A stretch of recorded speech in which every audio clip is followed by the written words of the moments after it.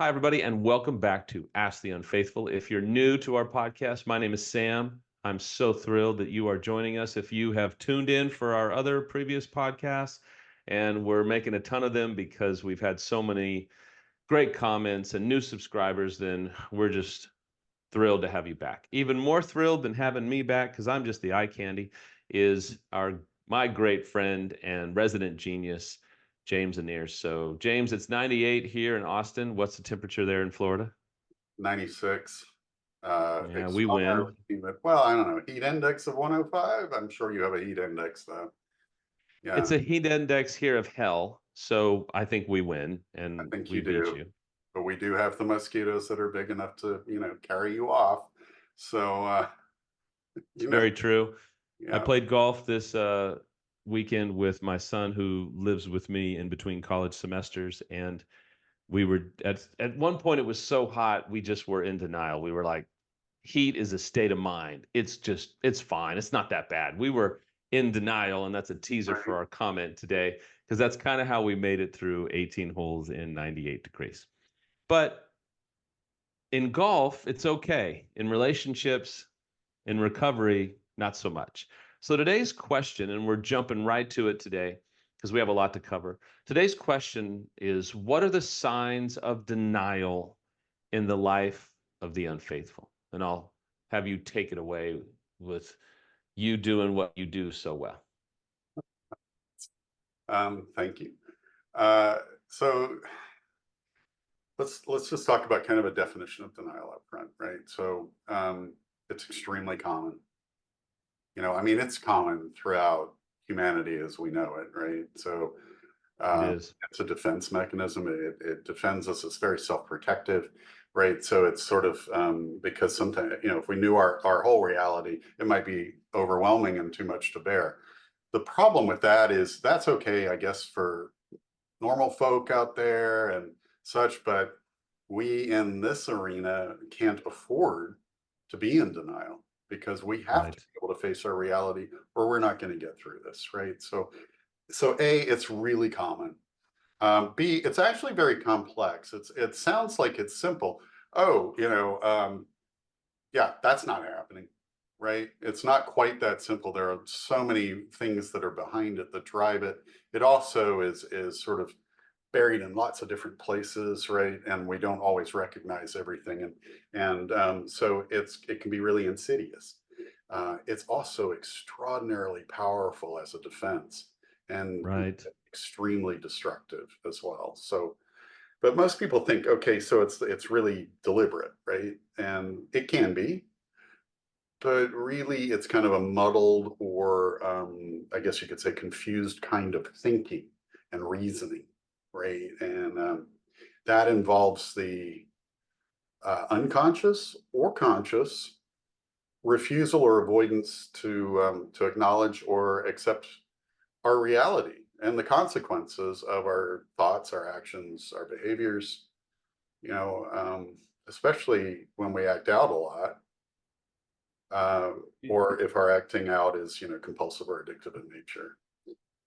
Isn't it a bit of a tool to manage the chaos of our decisions and manage our image and manage we feel so out of control when the cows come home of our consequences or when we're found out, right? Yeah, I mean, I was a chaos magnet. I almost didn't know what to do with myself if things weren't chaotic, and Mm. so I would unconsciously invite that in. I think sometimes I still do because I have like four guitars. I can barely play guitar, so I keep adding stuff in, and it just gets chaotic, right? And so I that's something I have to be aware of anyway. But acting out brings this kind of chaos that we just have absolutely no control over, and it affects everybody else in sort of in our orbit, right? Um, so there's this key piece to denial that everybody thinks that denial just means I'm lying to myself, and really, I mean, it can be because that's we do self gaslight. But that in there is kind of a clue. If we're in denial about something, we really don't actually think that whatever's happening is true, is real, no matter how clear the evidence is. And that's a big statement. It really is a big statement. It's a scary statement. And I think as we unfold and talk about symptoms and signs and how to even work through it, we can help the listener feel a little bit safer because it is a powerful statement that may even help a betrayed kind of go, okay, hold on here. So there might be more going on than just you're lying to yourself. It might be, and it might run deeper than that. Is that fair to say? It is fair. Yeah. So, we convince ourselves of a different reality in order to avoid facing the reality, right? Mm, It's largely unconscious. Sometimes it can be conscious. Here's where it becomes conscious in a big way is when we're discovered and suddenly we can't escape that truth or escape that yeah. reality by even blowing up our own reality. Now we have to face it, right? There might have been evidence here and there, along the way. Oh, this doesn't, this is wrong, right? I know I shouldn't be doing that. This, and this add up. But when we're discovered, we cannot go into denial about it anymore. We can't put it away. We can't compartmentalize it. We can't do any of that because it's right there. And so that's when the denial stops or has the opportunity to stop. And it's kind of like seeing one of those old paintings, and you're probably too young for this, but maybe, I don't know, where you got like doves flying this way. And then if you look at it long enough, you've got elephants marching this way. Once you see the elephants, you can't not see the elephants, right? So let's talk on a practical level. What are some symptoms? What are some signs of denial in the life of the unfaithful? So there's this difference between symptoms and signs. I'm going to do kind of some symptoms first and then some signs. Signs are observable, right? Symptoms Right. more, hey, this is what I'm feeling or this is what I'm thinking, right? So let's start with those because I think those are going to make a lot of sense to the unfaithful because it's kind of going to get through and say, oh wow, I've thought that, right? So one of them could be, my situation is different. I'm not like those other people. Or Yeah. I remember, going to my first 12-step meeting and I'm going, wow, these people are really in deep trouble, man. But then as soon as, it didn't take me long to go, okay, I'm just like them. Right. But there are a lot of people Yeah. who go in and go, I can't go to this. These people are weird. They're very different, Right. And so that's a type of denial. Uh, you know, it's her fault. It's his fault, right? Partner's fault.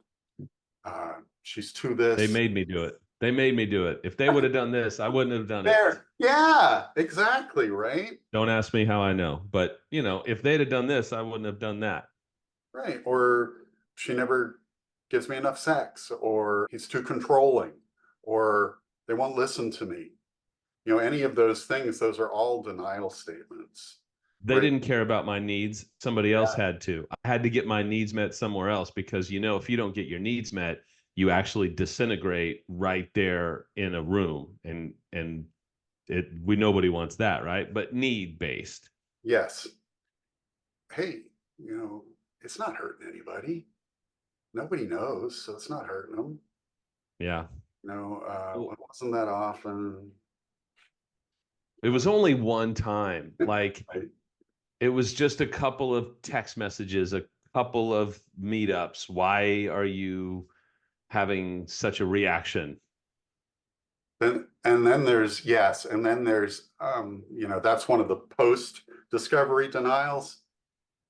Um, Right. you know, I've stopped. What? Why is she still upset? I don't get it. Right. And that's one of the ways we kind of try to stay in denial. Well, and then there's the people that it's unfortunate because there's a lot of people that might be listening that the betrayed has just found out, Yeah. but the unfaithful has known about it for 5 years, a decade, maybe even multiple decades. To the betrayed, it's right now. To the unfaithful, it's like, I've been carrying around this pain and this hurt for so long. It's a struggle to connect with that. Yeah. And the justified and rationalized and minimized all that time And so that's worked on their brain, right? To not see it as big a deal as it actually is. So that sort of long-term embedded. That's that's exactly right, because they had to villainize their partner to justify it. They had to villainize their partner to keep it going for as long as they did. I mean, we almost have to justify it, because we're just not healthy enough to say, you know, what I'm doing is really wrong, but I'm not going to stop doing it because I want to, and I'm selfish and I'm entitled, and I feel like the world should revolve around me. It's so much easier to villainize our partner, right? Yeah, well, it allows us to have this excuse, right, to keep doing it, which is again denial. That allows us to stay in denial that it's really as big a thing as it is. And it's really, partners have a hard time with this because it's like so obvious to partners, because guess what? They're not built that way, right? Hmm. And so it's really, really hard for them to understand, especially, we've heard a lot, addiction. How can he not? He can't use addiction as an excuse, right? It's either he knows right or wrong, right from wrong, and yet there's this denial piece, there's this minimization piece, there's this piece where we compartmentalize and put it over in another part of our brain that is really hard for somebody who doesn't do that or can't do that Yeah. to get. Right. And it's not a reasoning, it's just that's how we manage to keep it in a place where we can keep doing it without having that reality reckoning. Mm. I think it's so well said. We don't want our reality wrecked. Or even brought forth, right? We don't want to ruin the adrenaline and the dopamine that's going on in our life during the affair. I think we've talked about some of the symptoms. Now, what are some of the signs? Because the signs are so important for both the betrayed, but also for the unfaithful. Unfaithful, maybe you could go down this list with James and I and do a bit of a litmus test and say, you know, I think I check a lot of these boxes. So, James, take us away on signs. Right. So we talked about a little bit about minimizing, but if we just dig into that a little bit more, minimizing the consequences. So, we can downplay the negative impact Right? of our acting out on our partner, but also on other relationships, on our own emotional health and our own overall, excuse me, well-being, right? And so that's minimization across the board. We blame. I think we've talked about a number of these before, but I think it's nice to kind of encapsulate it. Blame Absolutely. others. So instead of acknowledging our personal responsibility, we can attribute our addiction or our acting out or our compulsion to external factors like stress, trauma. I'm stressed out. I've got family of origin trauma. Absolutely. And everybody does, but not everybody acts out in this way. Right. Or even other people. We rationalize, coming up with justifications, excuses for our acting out behaviors. We can avoid discussions about our acting out. So um, when we're in denial, we can become defensive or refuse to engage in conversations about what we've done, and really just shut down any attempts to address the issue. And it just, we want to be really careful that these can seem like they are intentional things that they're doing from a conscious, weaponized mindset. But that's not always the case, because, as we said in the front end, they're not always aware of it, right? A lot of the ways that we defend and talk about things are just, they're so set, and we've been doing it maybe even all our lives in this way, so it's just an unconscious or almost reactive thing rather than something Mm. we're thinking about and responding. Right. I mean, that would indicate an incredible level of manipulation and planning, right? And most people, this is really automated. um, Global thinking is a big one. we all do this in some, I mean, everybody are the unfaithful and everybody else does some global thinking. Like, if this is my experience of something, um, that's everybody's experience of it. So in terms of the unfaithful, everybody does it, right? All the men are doing it, all the women are doing it. This is just accepted behavior at the company or the corporation or what have you. And, there's a part of us deep down that knows that's not true. But mostly, it's so much easier to go, oh, see, I'm not so bad, right? We can also use terms like absolute terms like never and always. I'll never do that. I never do that. Or I'm always that way, always that good way, and such. And we've got to be careful about the absolute statements because that sets us up for truth or lies, period. Mm. Black and white. Because it puts us into black and white thinking, which can really be harmful at this stage of disclosure or very early on in recovery. If everything's black or white, well, then your partner's who's been unfaithful is all bad, Yeah. and there's no hope of redemption. There's no hope of them getting healthy. So we have to be careful from this hard black and white, although infidelity is wrong, sure, and cheating is wrong. We're going to throw that out there. But if we take this hard line approach to, well, your partner's without hope and they are just unrestorable, if you will, that's very dangerous thinking. It's dangerous because then there's no hope. Really, this kind of goes to what we talked about as far as the difference between shame and guilt, right? The shame is I am bad. Guilt is I did all these things that were bad. And Right, exactly. so if I am bad, what's the hope of ever changing who I am? Right. But if I can say these behaviors were horrendous, they were heinous, they were disgusting, but I can change those. Right. I can Exactly. those, I can make some sort of restitution and emotional restitution. I can do those things. And that's the thing. I used to say this a lot in the videos that I would make is sometimes the loudest voices are not the most healed voices. So you have people out there saying once a cheater, always a cheater. They're always going to cheat. They're never going to, find healing. They're never going to own their stuff. So you should just divorce them or you should just end the relationship. And that's just not true. You just don't have a lot of people willing to go on camera like this and show their face that their marriage was affected by infidelity or addiction and they're still together. But there's millions of people who actually have healed and overcome infidelity. But just because you've got so many people chanting, screaming, and yelling that once they cheat, they're always going to cheat and all of that crap, it's just not true. But at the same token, it's vital to deal with people that know what they're talking about because what we are telling people is for the unfaithful, male or female, regardless of age, regardless of how much money they make a year or how many kids they have or their childhood trauma or what they grew up in, if they want to change, if they want to heal, they can change, they can heal. Am I wrong? No, you're not wrong. You're absolutely dead on. And the key part of that is if they want to. It's always if. It's always if. If Yeah. if they want to overcome denial, they can set themselves free and do the work to no longer have denial be the only tool in their toolbox. And denial is the front line defense, right? So we can actually, if we can break through denial, that is huge because that's going to lead us to potential healing.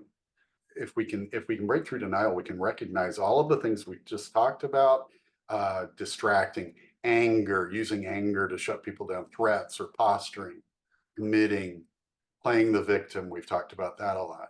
Distorting Ooh, it's getting reality. hot. It's getting hot in here if we're talking about playing the victim. But yeah, keep going before we Yeah, stay distorting there. the reality through lies, the use of power, physical size, financial, etc., secrets, guilting, compartmentalizing we just talked about, right? And then the good guy, right? That's when we use charm, humor, helpfulness, apparent kindness, gifts, acts of service, appealing to our partner's love language, all in an effort to distract and deny.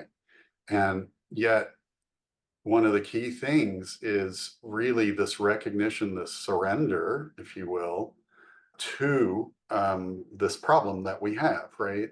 So if we don't recognize the problem and decide that we're going to break through our denial, which isn't that easy, because No. it is so complex. But up front, we can, right? We can say, I'm done. I have been doing this. I'm done. What's keeping me in this versus me moving forward? And one of those things is I have to surrender, not just to this idea that what I'm doing isn't manageable. I can't even see where I'm denying most of the time. And, but also to this idea that something can have power over us. Okay, we've talked a lot about signs and symptoms. Now, we've kind of we haven't beaten a dead horse, but we've definitely we've thrown some punches. So for the unfaithful that's sitting here going, okay, you caught me red-handed. For the betrayed that's like, okay, I want to see, I need some hope that my unfaithful can actually overcome denial. What are some steps they can take to overcome it? Okay, so we talked about why it's crucial, right? Because we can't start our journey towards recovery and regain control over our lives without overcoming denial. So, some strategies are really important here. And they can include education, learning more about it, which hopefully this is helping with, and awareness, Right. which hopefully this is helping with, and then interventions, support systems, which we hammer on pretty much every podcast, having a support system, right? Therapy, counseling, and also, there's a lot of work that people can do on their own, like self-reflection, looking at where they need to be accountable, who they've hurt, and where they can make amends and so on. So these are ways that we overcome the denial. Acceptance is the first step. I have a problem with denial. And maybe it might be time for you as an unfaithful to walk through this podcast and use it as a litmus test to come to the point where you say, if my partner is telling me I have a problem with this, and now I'm also hearing it in this avenue, perhaps it would be a moment where I could usher a wonderful statement that Rick Reynolds taught me almost 20 years ago because I was so arrogant. As he said, Sam, I'd like you to consider the possibility that perhaps you have a problem with denial. So I would say that to you that are unfaithful and to you that are betrayed, who are living with someone who continues to model signs and symptoms of massive denial. I would say to you very heartfully to consider the possibility that your partner has a struggle with denial. So, how do we walk them through it? How do we help them overcome it on So another level? yeah, we have to help them accept the reality, right, of their own character. 12-step programs like to call it defects. I mean, I'm a 12-step guy. I don't really like the word defect because it kind of indicates that, wow, that's always going to be there. Mm. Flaws, maybe. I like challenges Coping because mechanisms?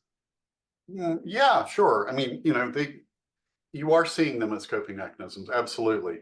Um, we can say that those, the lack of coping mechanisms has become sort of embedded in certain character Yes. flaws. So, or if we make that into a character challenge, it gives us a lot more hope to be able to Yeah, actually do something about them. Character absolutely. defects, yeah. Absolutely. So, if you can't go to see that the realities of those character challenges, you're not going to be able to go through the process of recovery. So it's really a question of how do I do that? How do I see what those are? Hmm. One of the big ways is how reactive are you? Where are you reactive? What are you Mm. reacting to? Because that's your mirror back at you, right? I've often talked about here's my finger pointing out that way, right? So this is when I'm having a big emotional reaction, right? And then I've got three pointing back. So now I need to look at what is that reaction about? Because that's where I'm going to be able to see, wow, where are my character challenges? Because if that's bothering me all the time, it's got to have something to do with me, right? And quite honestly, if we're that reactive, if it's you and I have a saying, if it's hysterical, it's probably historical. So if we're having this monstrous reaction to the very thought that you could be using denial, perhaps it would be worth checking into that. But we won't kill you right now with too much of that. Let's just keep moving on. Let's keep going on. Okay. Okay, so let's say that you're able to do that. That's actually, believe it or not, that's one of my big key ways of getting healthy as a human being, whether it's you're unfaithful or whether you're just trying to grow as a human being. If you can see where your reaction is big, then you're able to actually to look at it and address it. And that's when you're going to be able to start to accept the issue, right? Okay, here I can start to accept that I'm in denial. I can start to accept that unfaithful has been hurting everybody around me, right? I can start accepting the reality of this acting out that I've been doing. And so at some point, really what I'm saying is the consequences of our behaviors can overwhelm our denial, right? Whether it's brought to us or it's our own realization, most often it's through discovery. And then we have to do what we talked about before, surrender. It's the single most important piece of recovery. It's the linchpin on which all recovery is dependent. Without it, recovery just isn't. So everybody says, what's surrender? And I talked about it in terms of saying, okay, I recognize that part of my life is unmanageable because of this, right?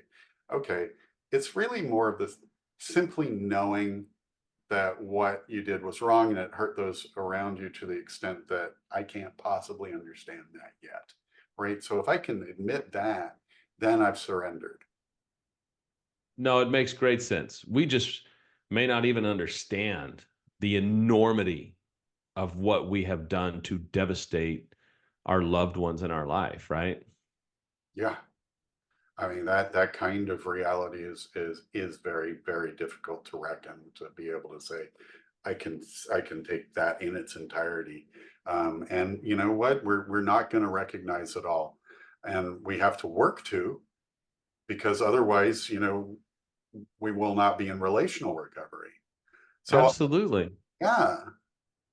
And Um, there's a part you say this, I've heard you say this to people, I've heard you say this to me, is that there's a point where we come to this sober reality, whether we are an addict or not. The word sober just speaks to sober thought, sober of mind, sobriety of mind, rather, to be able to say, this part of my life has been unmanageable and I don't know how to manage it, which speaks to surrender and humility, right? yeah. If I don't know how to manage it, well, then I'm going to have to ask. I'm going to read you a quote right now. This is actually from John Coltrane, the perhaps the most brilliant saxophonist other than Clarence Clemens, I'm kidding, to ever have lived, jazz sax. He said, if there's something you don't understand, you have to go humbly to it. You don't go to school and sit down and say, I know what you're getting ready to teach me, You sit there and you learn. You open your mind, you absorb. You've got to be quiet. You've got to be still to do this. And I thought that was really a hugely important quote in these terms. I know he wasn't talking about this, but it really No, it's applies. still great. And I had the pleasure finally of meeting Rick Reynolds just last week. And what a great guy. Really, really enjoyed that meeting with him. And I ran across this quote he has, which just sums it up. And I couldn't think of any better way to say it. So with all due respect to Rick Reynolds, this is the quote. If I'm going to accept my reality, I have to accept the fact that I'm the type of person who says he won't and then does. Thinking I can do better the second time after an affair because I'm going to just try harder may produce an illusion of security, but it does nothing effective or reliable to prevent the inevitable. And Rick would also tell people all the time, he would say, so how do you know you're not going to do this again? Well, I'm just not. I'm not going to do it again. Well, you weren't supposed to do it in the first place. So now you've done it. What's different? Because there's just an understanding that you cannot solve a problem by the same consciousness that created it. I think that's an Einstein quote. That is a And so nice quote, it yes. just, the mandate is for us to get help, to humble ourselves, to get still and to get quiet, just like the quote that you read. If we can't get still and quiet with someone that's going to teach us and help us, I'm just going to say there's no hope. There's just not. It just keeps us in the same place that we've always been. One of the questions that is inevitably asked of somebody new in addiction recovery is, what are you willing to do Yeah. to recover? And the answer is anything. Mm, What we find though is you know, when it's time to do something really hard, a lot of people don't really know what anything means. And we have to be willing to do that. In order to do that, we got to have some understanding, right? Of yeah. what denial does, what's the negative power of it. And part of that is it creates constant anxiety. When we're in denial, I mean, if the what we're trying to do is not feel that, right? But unfortunately, because there is some part of us deep down that knows what that truth is, it's creating this conflict inside us, which is anxiety. And guess what? Why do we act out in the first place? Because we're trying to soothe the untenable feelings, one of which is huge anxiety. Yeah. I think it's a brilliant statement. And doesn't it also, if we stay in denial, doesn't it just guarantee outcome upon outcome upon outcome, that it's just, there can't be any hope of change, right? Well, it guarantees that you're going to continue to be dishonest and you're going to continue the destructive behaviors no matter how much you tell yourself that you're going to stop, which means we really have to have a self reckoning. So we talked, or you gave us a little teaser on the front end about a self reckoning. I love that idea, kind of like a Western movie. There's coming a reckoning. I could see somebody saying that in the movie Tombstone, which is one of my favorite movies. But at the end of the day, we have to have a reckoning. And the betrayed are sitting here going, yes, please, God, let them have a reckoning with themselves. Because if they'll have a reckoning with themselves, they'll actually do some work. So, what does a reckoning with ourselves look like? So, reckoning is this acceptance, I mean, and it's not just, okay, I accept that. It's a really deep, difficult feeling that this reality that we're now seeing is of our own making. Right. Nobody else did it. Nobody else is to blame, right?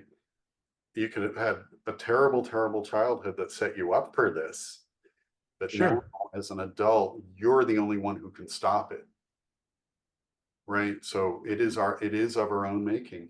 And then we have to take responsibility, full responsibility, be accountable for our actions and the consequences, not just on us, but on everybody else.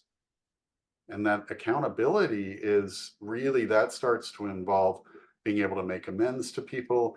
And you can't just sort of do a one-off, hey, I'm sorry for everything I did. No, no, no. That's got Right.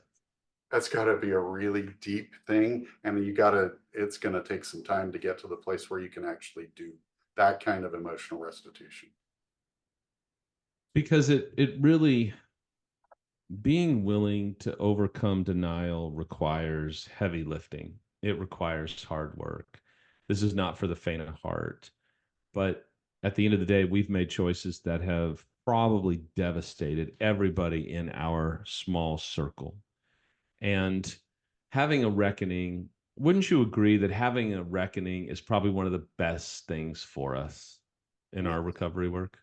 I mean, it's one of the most painful, and yet, Well, it's one of the most painful, but it's probably one of the most necessary things, right?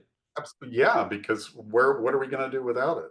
We won't have the impetus to move forward into recovery, into health. If Because if you haven't had a reckoning with yourself, are you really doing the heavy lifting?